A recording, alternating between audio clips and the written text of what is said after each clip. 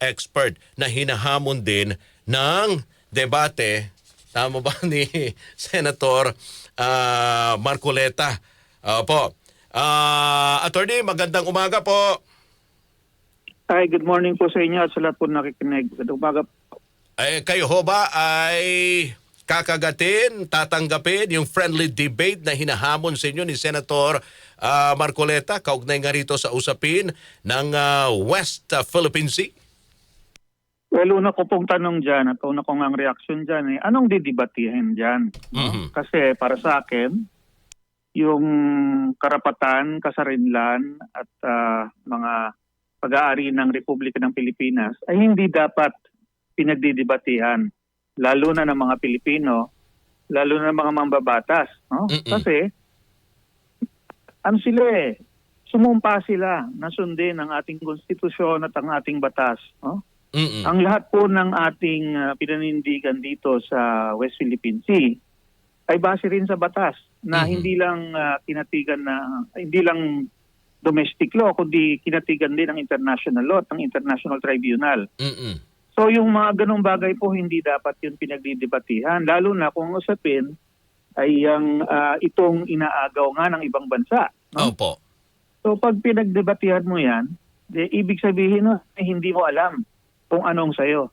No? Dahil nagdidebate pa kayo sa loob ng Pilipinas.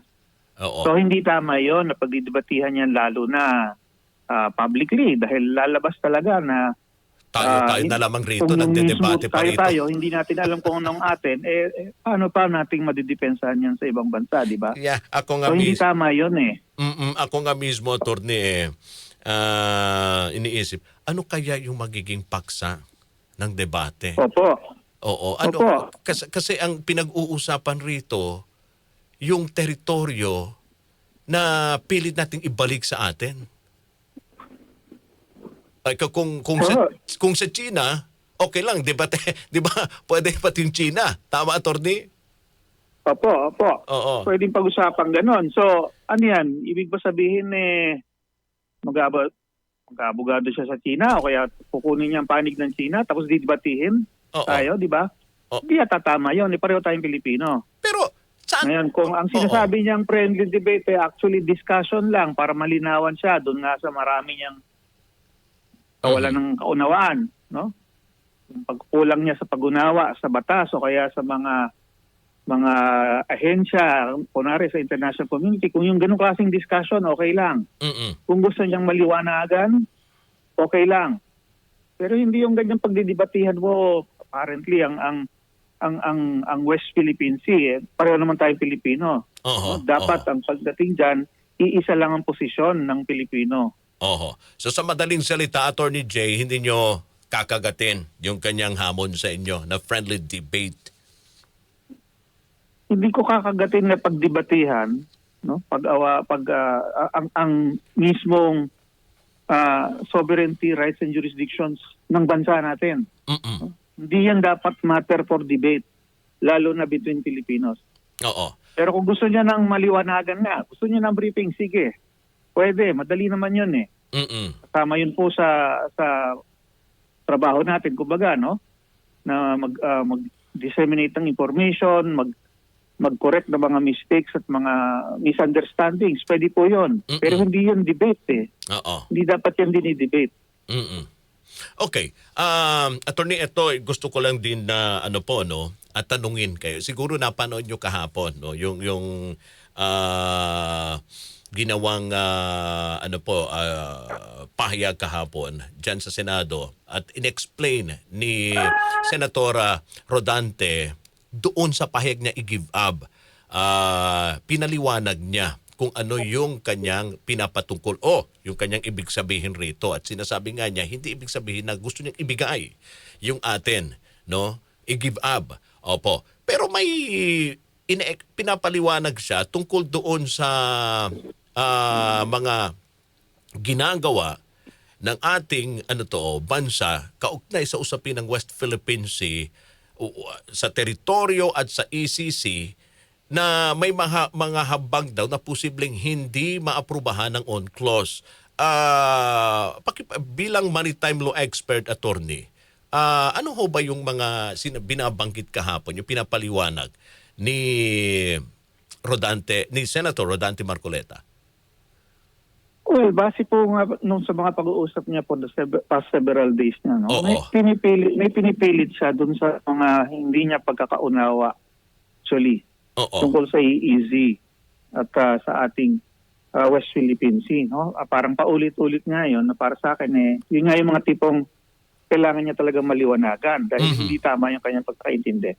Okay. So yung mga binabanggit niya kunwari na kailangan daw ng coordinate, kailangan daw mag-submit sa IHO, mga ganon, para kilalanin, para magkaroon tayo ng EEZ. Hindi po tama yun eh. Okay. No, una po, yung coordinates ng EEZ, hindi po yun kailangan. Dahil ayon sa UNCLOS, ang kailangan mo lang malaman is kung mayroong kang activity, titingnan mo lang kung gaano siya kalayo sa baselines. If it is within 200 nautical miles, then nasa loob yan ng exclusive economic zone ng Philippines. Kasi yung ating pag-aari ng EEZ ay base lamang doon, no? Ayon sa UNCLOS. Basta within 200 nautical miles, lahat ng likas yaman dagat yan ay sa atin. Parang siguro kino-confuse niya yung ating pag-aari doon sa anong capacity siguro or capability natin na gawin yon, no? Baka hindi niya naiintindihan yon.